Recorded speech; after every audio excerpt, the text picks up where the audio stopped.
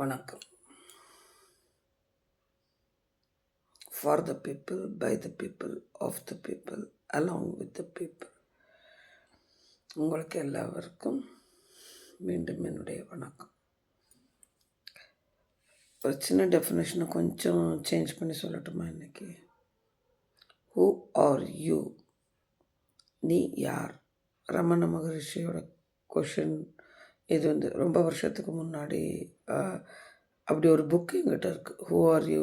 Who ஆம் ஐ? S, who ஆம் ஐ அப்படின்னு எழுதியிருக்கார். நான் யாருன்னு அர்த்தம். எம்ஜிஆரோட பாட்டில் சொல்லணுன்னா, உன்னை அறிந்தால், உன்னை அறிந்தால், நீ உன்னை அறிந்தால் உலகத்தில் போராடலாம், உயர்ந்தாலும் தாழ்ந்தாலும் தலை வணங்காமல் நீ வாழலாம். என்ன எம்ஜிஆர் கொண்டு இதில் கனெக்ட் பண்ணுறேன்னு பார்த்தீங்கன்னா, நான் முன்னாடியே சொன்னேன். இந்த பட்டுக்கோட்டையார், உடுமலை நாராயண கவி, வாலி, கண்ணதாசன் இவங்களையெல்லாம் எனக்கு சைல்டிஷில் ஒன்றும் தெரியாது. எனக்கு தெரிஞ்சதெல்லாம் எம்ஜிஆர் பாட்டு தான். ஏன்னா நம்மளை அப்படி தான் வளர்த்திருக்காங்க. எங்கள் அம்மா சொல்லுவாங்க, வருஷத்துக்கு எங்கள் அப்பா தான் ஆக்சுவலாக ஃபில்ம் எத்தனை போகணுங்கிறத நிர்ணயிக்கிறது அவர் தான். நம்ம எப்படின்னா வருஷத்துக்கு அந்த ஆனுவல் டேயில் ஒரு 2-3 ஃபிலிம் பார்க்கலாம். ஏன்னா ஒரு மாதம் ஹாலிடே. ஹாஃப் இயர்லி லீவில் ஒரு ஃபிலிம் பார்க்கலாம். அது 15 டேஸ் ஹாலிடே. கோட்டாளியில் மோஸ்ட்லி பூஜை கீஜான்னு இருக்கும். அதனால் பார்த்தோமான்னு தெரியல. நான் பார்த்த ஞாபகம் எனக்கு இல்லை. எங்கள் அம்மா சொல்லுவாங்க, எல்லாத்தையுமே மறந்துடுறியடி நீ அப்படின்னு. எங்கள் அக்கா சொல்லுவோம், தேவையில்லாததெல்லாம் ஞாபகம் வச்சுக்க வேண்டியது, அப்புறமேட்டா தேவையாக இருக்கிறத விட்டுறதுன்னு. இப்போ என் பொண்ணு நான் பேசிகிட்டே இருக்கும்போது பெரியவ சொல்லுவா, பேசாமல் இருங்க கொஞ்ச நேரம், நான் சொல்கிறது மேலே கேளுங்க, அப்புறமேட்டா நீங்கள் பேசுங்கன்னு. இதுதான் ஜென்ரேஷன் கேப். எங்கள் அம்மா பேசும்போது எங்கள் அம்மா பேசி முடிக்கட்டும்னு வெயிட் பண்ணிவிட்டு அப்புறமேட்டா கேட்பேன், அம்மா நான் சொல்லட்டுமா உங்களுக்கு பதில் அப்படின்னு கேட்பேன். சரி சொல்லு அப்படின்வாங்க. அதுக்கப்புறம் நம்ம சொல்லும்போது நீ சொல்கிறதும் கரெக்டாக தான் இருக்குது அப்படின்னு சொல்லுவாங்க. அப்போ நமக்கு ஒரு சந்தோஷம் இருக்கும், ஒரு பெருமை. அதாவது அம்மா நான் சொல்கிற ஐடியாவை கேட்க ஆரம்பிச்சிட்டாங்க அப்படிங்க. இப்போ என் பொண்ணு சொல்லும்போது சொல்கிறேன், ஏய் கொஞ்ச நேரம் சும்மா இருங்க, நான் முதல்ல சொல்கிறத கேளுங்க அப்படின்போது அப்பயும் நான் பேசாமல் தான் இருப்பேன். இதில் ஒரு கொடுமை என்னென்னா, இப்போ நான் அம்மா, அவள் என் பொண்ணு. ஆனால் நான் எங்கள் அம்மாட்ட பேசின மாதிரி என் பொண்ணு என்கிட்ட பேசுகிறாள்னா இல்லை. இந்த ஜென்ரேஷன் கேப் கொஞ்சம் ஃப்ரெண்ட்லி ஆகிடுச்சு. எப்படின்னா அவங்களுக்கு அந்த பொறுமை போயிடுச்சு. என் பொண்ணுக்கு தெரியுது, நான் பேசுகிறது, நான் சொல்கிறது பதில் கரெக்டுன்னு தெரியுது. முதல்ல நான் சொல்கிறது கேளுங்க அப்படின்னு. சரி, அக்செப்டட், நீ சொல்கிறதே நான் கேட்குறத ஒத்துக்கிறேன். அதுக்கப்புறம் அவங்களோட வார்த்தைகளை கேட்டுட்டு அதுக்கப்புறம் சரிம்மா இப்போ நான் சொல்கிறது கேளு எப்படின்னு. ஆமாம், நீங்கள் சொல்கிறது கரெக்டு தான், அதுக்காக எப்பயுமே அப்படி இருக்க முடியுமா? எங்களாலெல்லாம் இவ்வளோ நேரமெல்லாம் கேட்க முடியாது. 15 நிமிஷம்னா 15 நிமிஷம் தான், அதுக்கு மேலேலாம் சும்மா நீங்கள் வள குழகுலான்னு இருக்க முடியாது. சரி, அதையும் ஒத்துக்கிறேன் நான். இனி 15 நிமிஷத்துக்கு வேணால் குறைச்சிடலான்னு கூட நினச்சேன். ஏன்னா அவள் சொல்கிற மாதிரி அவள் ஜெனரேஷனுக்கு அவ்வளோதான் முடியும் அவங்களால ஃபோக்கஸ். பட் நான் ஒரு டீச்சருங்கிறதுனால இப்பயும் சொல்கிறேன், எனக்கு 30 நிமிஷம் மினிமம் வேணும். அதாவது 40 நிமிஷம் எங்கள் டைமு. ஃபஸ்ட்டு 5 மினிட்ஸ் ரீகாலிங்க்கு போய்டும். லாஸ்ட்டு 5 மினிட்ஸ் என்ன சொல்கிறது, அந்த அடுத்த நாள் ஹோம் ஒர்க்கோ அதெல்லாம் சொல்லக்கூடிய ஒரு இது. அல்லது 30 நிமிஷத்தில் ஸ்டாப் பண்ணிவிடுவேன். ஏன்னா எனக்கு கேட்கணும், இன்றைக்கி நடத்துனதில் உனக்கு என்னடா பிரச்சனைன்னு என் குழந்தைங்க கிட்ட கேட்கணுன்னா ஐ ஹாவ் டு ஸ்டாப். நான் அப்போ அந்த டைமிங்கை வச்சுப்பேன். இத்தனை கொஷின் தான் இன்றைக்கி இது பண்ண போகிறோம். அதில் இந்த கொஷினில் என்ன என்ன டவுட் வரும்னு நமக்கு தெரியும். ஏன்னா நான் சின்ன ஸ்டூடெண்ட்டாக இருந்தப்போ எனக்கு என்ன பிரச்சனை வந்தது, என் பொண்ணுக்கு நான் நடத்தும்போது ஒரு அம்மாவை என்ன பிரச்சனை வந்துச்சு. அப்போ அது ரெண்டையும் அந்த ஜெனரேஷன் வச்சுட்டு என் குழந்தைங்ககிட்ட okay shall we stop here, from this you say your doubt அப்படின்னு நான் முடிவு பண்ணிக்குவேன். ஸோ அட்லீஸ்ட் 30 மினிட்ஸுங்கிறது ரொம்ப வருஷமானனால எனக்கு அது ரொம்ப நார்மலாக போயிடுச்சு. ஆனால் சில இடத்துல எனக்கு முதல்ல ஒரு ஸ்பீச்சுக்கு எங்கள் ஸ்கூலில் ஒரு இது கொடுத்தாங்க, லால் பகதூர் சாஸ்திரியை பற்றி பேசணும் அன்றைக்கி. அப்போ சார் பேசுகிறதுக்கு முன்னாடியே சொன்னார், என் பிரின்சிபல், பாருமா கிளாஸ் மாதிரி இங்கே கிடையாது, இங்கே இருக்கிற இவங்க ஆடியன்ஸ் வேறு. So you have to stick to the point and you should complete your speech by 10 minutes அப்படின்னாரு. ஓ! இது வேற வம்பா இருக்கா? உண்மையாலுமே அப்படி தானே அப்படின்னு நினச்சுட்டு நான், okay sir I will make myself into 10 minutes அப்படின்னு. ஏற்கனவே ஒரு அவர் ஸ்பீக்கரை வந்து நான் கவனிச்சிருக்கேன். அவர் ரொம்ப ஜோக்ஸ் எல்லாம் நெறைய சொல்லுவார். ஜோக்ஸ்னால் நெறைய பேர் சொல்லுவாங்க ரிப்பீட்டட் ஜோக்ஸ்ன்னு. ஆனா எனக்கு வந்து அது புதுமையா இருந்தது மொதல்ல. அவரும் ஒரு மேத்தமெட்டிக்ஸ் டீச்சர். இதில ஒரு கொடுமை என்னன்னா, நாங்கலாம் மேத்தமெட்டிக்ஸ் டீச்சர் ஒட்டுக்கா இருக்கும்போது, ஒரு சிலர் ரொம்ப கடுசா இருப்பாங்க. ஒரு சிலர் ரொம்ப ஃப்ரீயா இருப்பாங்க, ஃப்ரெண்ட்லியா இருப்பாங்க. ஒரு சிலர் நெறைய ஜோக் சொல்லுவாங்க. ஒரு சிலர் என்ன மாரி கதையெல்லாம் சொல்றவங்களா இருப்பாங்க. மேபி. ஆனா நாங்க எல்லாருமே ஒரே ஒரு இதில உண்மைன்னா சிம்பிள். மேத்ஸ் டீச்சர்ஸ் ஏன்னா நான் என்னோட மேத்ஸ் டீச்சர்ஸ்லேருந்து என் ஃப்ரெண்டு ரொம்ப டியரஸ்ட் ஃப்ரெண்டு டெல்லியில ஒரு மேத்ஸ் டீச்சர். நாங்க எல்லாருமே don't bother about our dressing and all. இந்த இங்கிலீஷ் டீச்சர்லாம் பார்த்தீங்கன்னா, எனக்கு 12த் இங்கிலீஷ் டீச்சர் நல்ல ஞாபகம் இருக்கு. அப்படியே பெருசா ஒரு கொண்ட அப்படி போட்டு ஸ்டிஃப் அண்ட் ஷைன் அப்படியே காட்டன் சாரி ப்ரெஸ் பண்ணி போட்டு அழகா ஹீல்ஸ் அப்பயே போட்டு நடப்பாங்க. அந்த பின் ஹீல்ஸ் அளவுக்கு போடுவாங்களான்னு தெரியல. But she use to wear the heels. அந்த ஹீல்ஸ் போட்டு அப்படியே டக்கு டக்கு டக்குன்னு அப்படியே நடந்து வந்து, "yes my dear children how do you feel today? Shall we start the poem?" அப்படின்னு தான் கேட்பாங்க. நாங்கள்லாம் அவங்க வந்து சொன்ன மாரி இமிட்டேட் பண்ணி பேசி தான் இங்கிலீஷ் எல்லாம் கொண்டு வந்தோம். அப்போ இங்கிலீஷ் டீச்சர்னால் இப்படி தான் இருப்பாங்கன்னு. ஏன்னா அந்த அந்த அந்த டைம்லேயே இங்கிலீஷ் டீச்சர்ஸ்னால் ஃபாரினர்ஸோட ஸ்டைல். ஆங்கிலோ இண்டியன்ஸ்லாம் அப்படி தான் இருப்பாங்க. இந்த டைட்டாக ஒரு ஸ்கர்ட் போட்டு, பின் ஹீல்ஸ் நடந்து, இந்த பெங்களூர்லலாம் ஏர்லியர் ஸ்டேஜில அவங்க தான் இங்கிலீஷ் நடத்திட்டு இருந்தாங்க. அதுலேயும் நான் கொஞ்சம் வித்தியாசமா போயிட்டேன். நான் மேத்ஸ் கம் இங்கிலீஷ் எடுத்தேன். எனக்கு ஆக்சுவலா டைரக்ட் பிஎட் படிக்க முடியல. அப்பா அதுக்குள்ளே போயிட்டார். அதனால என்னோட எஜுகேஷன்லாம் ரொம்ப டஃப் டைமில போனது. டிகிரி வரைக்கும் தான் நான் வந்து டைரக்ட் காலேஜ். அதுக்கப்புறம் எல்லாமே கரஸ்ல தான் படிக்க கரஸ்ல படித்தாலும் it was Annamalai university. So very tough people there. எழுதி பாஸ் பண்ணுனா தான் பாஸ் பண்ண முடியும். இல்லைன்னா அவ்வளோதான். ஒரு பேப்பர் எம்எஸ்சியில் நான் 18 வருஷத்துக்கு பிறகு பாஸ் பண்ணேன். அந்த மெக்கானிக்ஸ்னு ஒரு பேர் இப்போ கூட ஞாபகம் இருக்கு. நேமன் பியர்சன் தியரம்னு அதுக்கெல்லாம் இப்போ சொன்ன மாதிரி ஏதாவது காரணம் இருக்கும். 20 பேஜ் இருக்கும் அந்த தியரம். எனக்கா மனப்பாடம்னு சொன்னாலே 0. முடியவே முடியாது. கடைசில அம்மா சொன்னாங்க, "ஏம்மா சஷ்டி கவசமெல்லாம் முழுசா சொல்ற நீயி, உனக்கு மனப்பாடம் வராதுன்னு சொன்னா அது தப்பு. படிச்சு எழுதுடா" அப்படின்னு இவ்வளோதான் இந்த ஒரு லைன் தான் ஸ்பார்க்கிங் சொல்றேன். அப்புறம் நானும் யோசனை பண்ணேன், கரெக்ட்டு தானே. சரி ஓகே லெட் அஸ் ட்ரை அப்படின்னு சொல்லிட்டு, அந்த வருஷம் 2008 அந்த வருஷம் வந்து அழகா அந்த 20 வருஷம் 20 பேஜையும் படிச்சு மனப்பாடம் பண்ணி, எப்படி தான் உருட்டி எழுதுனேன்னு தெரியல. டே அண்ட் நைட்டா ஒரு மாதம் ஃபுல்லா ப்ரிப்பேர் பண்ண அந்த ஒரு கரெக்ட்டா அந்த தியரம் வந்துருச்சு. சூப்பர்! அதில 2 பார்ட்டா வந்துச்சு. 40 மார்க். ஒரு 10 மார்க் அங்க இங்கேயும் படிச்சு பாஸ் பண்ணி, 50 மார்க் வாங்கி கடைசியா அந்த பேப்பர பாஸ் பண்ணி 2008ல நானு எம்எஸ்சி கம்ப்ளீட் பண்ணேன். இதுக்கு நடுவுல பிஎட், எம்எட் அந்த பிஎட் படிக்கும்போது இதே தான் பிரச்சனை. கரஸ்ல படிச்சோம். அப்போலாம் 2 வருஷம் பிஎட்.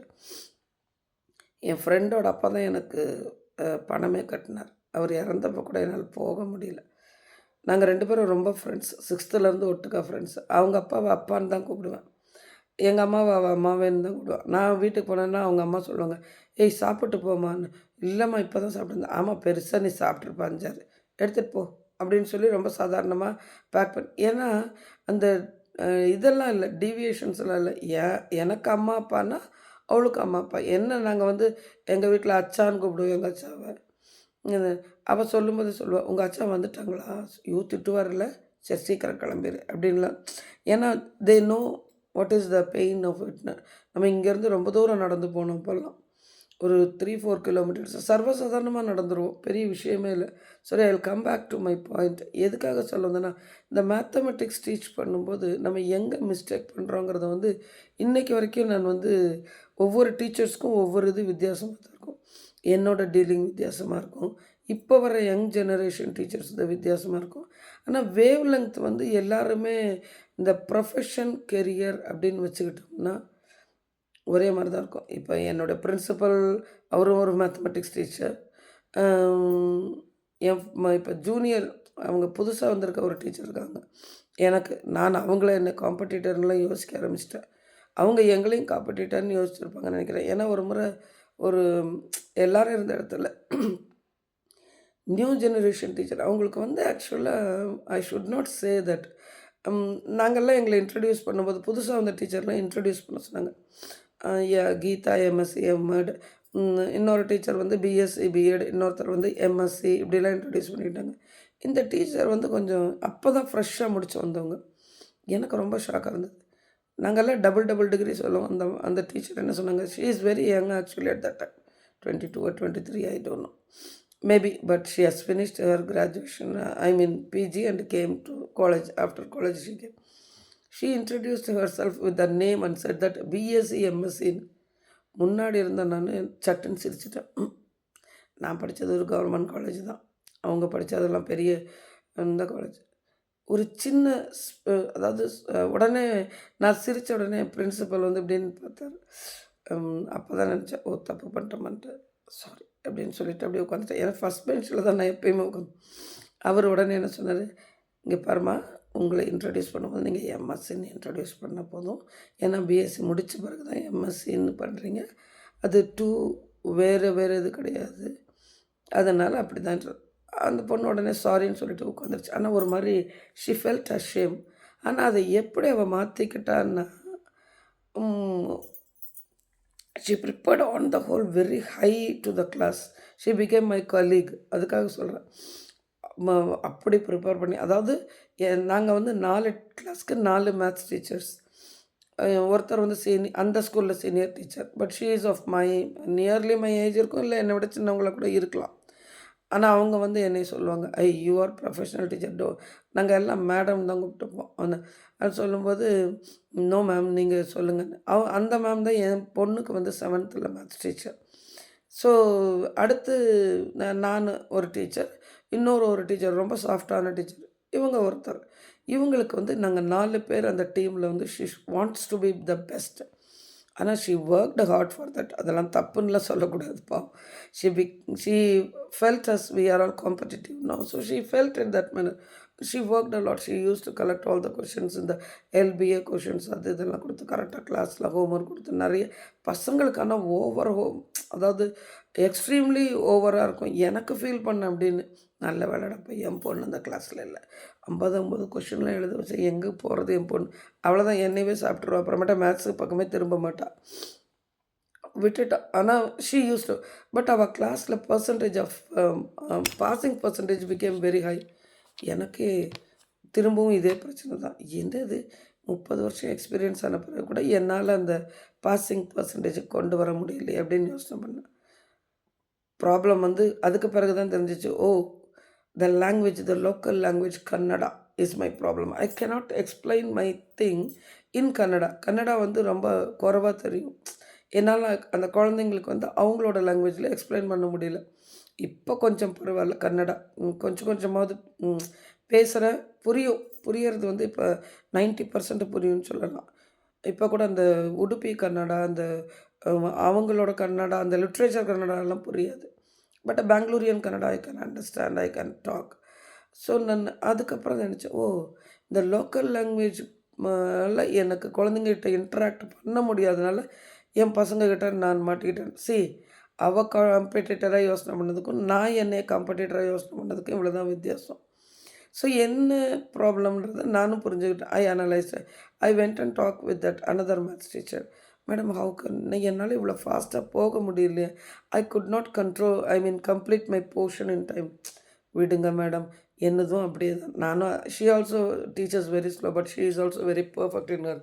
ஏன்னா அது வந்து அந்த எக்ஸ்பீரியன்ஸோட என்ன சொல்கிறது, ஒரு டெவலப்மெண்ட்டுன்னு சொல்லணும். அந்த எக்ஸ்பீரியன்ஸ்னால அவங்களும் இது லீவ் இட் யார், எனிவே அல்டிமேஷன் டைம் இருக்குல்ல, நம்ம பார்த்துக்கலாம் விடுங்க அப்படின்னு. சரி, okay, thank you. So I am not wrong. ஆஃபாகவே வந்து நான் கரெக்டு தான் அப்படிங்கிறது புரிஞ்சுக்கிட்டேன். ஸோ மேத்தமெட்டிக்ஸ் டீச்சரோட சேலஞ்சஸ் டிஃப்ரெண்ட்.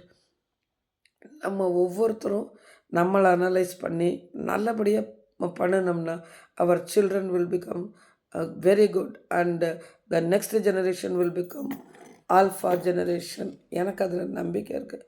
ஸோ இதோட இன்றைக்கி இதை வந்து நான் கட்டாயம் முடிச்சுக்கிறேன். ஏன்னா நான் இன்றைக்கி ரொம்ப ஸ்ட்ரிக்டாக யோசனை பண்ணேன். என் பொண்ணு சொன்னதை வந்து நம்ம கட்டாயம் ஃபாலோ பண்ணணும். 15 மினிட்ஸ்க்கு மேலே இன்றைக்கி பேசவே கூடாது. ஸோ குருஜியோட ஒரே ஒரு வார்த்தையோடு நான் முடிச்சுக்கிறேன். நான் குருஜின்னு சொல்கிறது வந்து மானசீகமாக சுவாமி விவேகானந்தர் தான். உங்களுக்கு பின்னாடி ஃபோட்டோ தெரியும்னு நினைக்கிறேன். Anything which makes you weak spiritually, mentally, philosophically நான் ஒரு வேர்டு எக்ஸ்ட்ரா ஆட் பண்ணிக்கிறேன். Economically also. Neglect that as poison. ஏன் அவர் எக்கனாமிக்கலின்னு யூஸ் பண்ணலைன்னா அவருக்கு தெரியும் மணி இஸ் நாட் அ மேட்டர்னு. நான் இந்த காலத்தில் வாழ்கிறேன், அதனால் அந்த வேர்டையும் சேர்த்து யூஸ் பண்ணிட்டேன். ஸோ ரிஜெக்ட் அஸ் பாய்சன் அதை மட்டும் எக்ஸ்பிளைன் பண்ணிடுறேன். ஏன்னா அது வந்து யூ கேனாட் சே எதெல்லாம் உங்களுக்கு வந்து பாய்சன் அப்படின்னா உங்களை எதெல்லாம் வீக் ஆக்குதோ, அதாவது கம்சோர் என்னது பலவீனம், எஸ் பலவீனமாக்குதோ எது மென்டலாக இருக்கலாம், ஸ்பிரிச்சுவலாக இருக்கலாம், இன்டலெக்சுவலாக இருக்கலாம். சுவாமியோட வேர்ட்ஸை மட்டும் சொல்கிறேன். மென்டலி, ஃபிசிக்கலி, இன்டலெக்சுவலி வீக் அப்படின்னு ஃபீல் பண்ணுறது அதெல்லாம் ரிஜெக்ட் ஆஸ் பாய்சன். அதையெல்லாம் உங்களுக்கு தேவையில்லாத விஷயம்னு நீங்கள் வந்து ஒதுக்கிடுங்க அப்படின்னு சொல்லி ரொம்ப கரெக்டாக சொல்லிட்டாரு. இந்த வார்த்தையோட நான் முடிச்சுக்கிறேன். அடுத்த வீடியோவில் மீண்டும் சந்திப்போம். நன்றி, வணக்கம்.